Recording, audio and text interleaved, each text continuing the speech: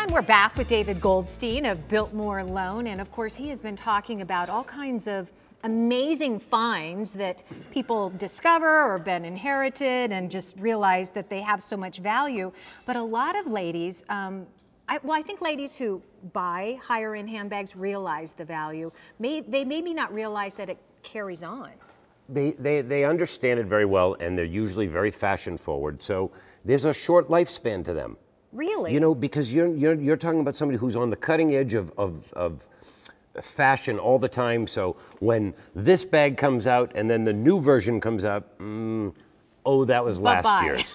You know, and we talk about that a lot. And when we talk about Cartier and jewelry and watches, in Cartier watches, they're a jewelry company, not a watch company. So in watches, if you look, you'll see in the 70s it was the Santos, and then after the Santos it was the Panther, and after the Panther was the Tank Americana. And basically, when you look at each of these, you'll look at the watch and you'll say, I remember that. That was 1980.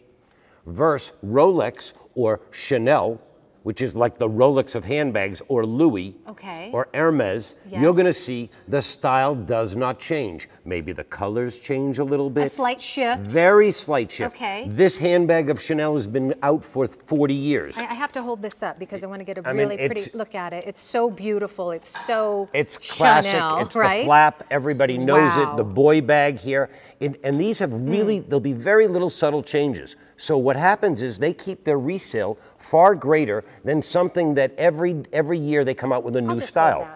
That's Valentino, and very, very popular today. Classic studs, right? But that's really the beauty of these types of things. If you understand them, you're going to see that these are things that are always staying in style. And maybe you have 3 white bags and now you want a new one, but there's somebody else who really wants this one, which they can't get anymore. Right. Because it's not out there. So when somebody comes in to see you, David, they bring in a couple of their bags. What are some of the key things that you're looking for in order, well, not only to give them the best price, but for you to get the best resale on it? Authenticity. Authenticity, and authenticity is one of those that is. But you can see that a mile away. You'd be surprised. Really? You would be surprised that today there are little telltale signs like on the ring. Just a simple little thing. You'll never see a round ring on a Louis Vuitton. It'll always be the shape of a D. Oh. Always. What? And if it's a round ring, you know it's a knockoff. That's one way. Now they should have cards and date cards, and the date card will tell you when that was made, where it was made. Should we hold on to, for example, this one, I'm not sure if it's your ticket or not, or this one had a original price. tags. Should we hold on to those? Absolutely. Any provenance to a vintage piece really makes something worth so much more. Okay. And if somebody that was famous that owned it, if it was, you have the original tags, it gives confidence. And that's the beauty. That's what brands do. When you see brands online, the one thing that it does, it gives you the confidence. It gives you the confidence to know that must be good quality because it's Louis Vuitton. And I have to ask you this question. And you know, unfortunately, the incident with Kate Spade. Sure. Does that bring up the value Interesting of her that you bring that up. Actually, it was the first, I probably got 5 phone calls. I bet you did. The next day. Yeah. And Kate Spade was a popular price bag. Okay.